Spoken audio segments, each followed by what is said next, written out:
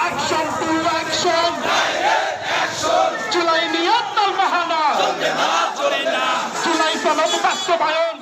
গণভোটের রায় বাস্তবায়নের দাবিতে গাইবান্ধায় সমাবেশ ও গণমিছিল। বিস্তারিত থাকছে গাইবান্ধা থেকে রজত কান্তি বর্মনের প্রতিবেদনে।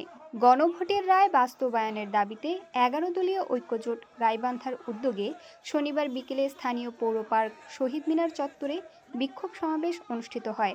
পরে শহরে গণমিছিল বের হয়ে বিভিন্ন সড়ক প্রদক্ষিণ করে। এতে প্রধান অতিথি ছিলেন জামায়াতে ইসলামের সাবেক জেলা আমির ডক্টর আব্দুর রহিম সরকার।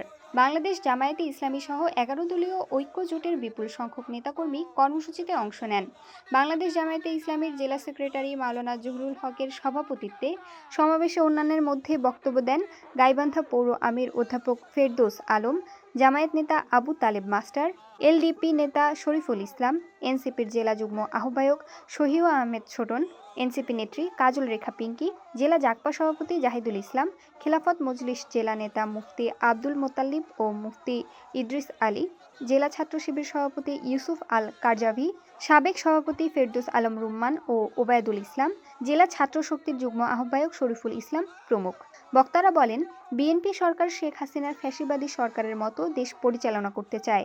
এই দেশে নতুন করে আর কোনো ফ্যাসিবাদী সরকারের জন্ম নিতে না পারে, সেজন্য সকলকে সজাগ থাকতে হবে। তারা বলেন, একই দিনে জাতীয় সংসদ ভোট ও গণভোট অনুষ্ঠিত হয়। তারা সরকার গঠন করে এখন গণভোট মানতে চায় না। বক্তারা আরও বলেন, একই দিনে অনুষ্ঠিত দুটি ভোটের মধ্যে একটি বৈধ আর একটি অবৈধ, তা হতে পারে না। বৈধ হলে দুটি ভোটই বৈধ হবে। তাই তারা জরুরিভাবে সংসদে উপস্থাপন করে গণভোটের রায় বাস্তবায়নের দাবি জানান। করতে হবে গণভোট বাস্তবায়ন।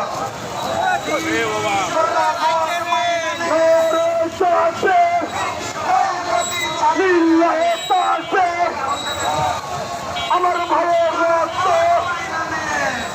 পিতা দেশে বলে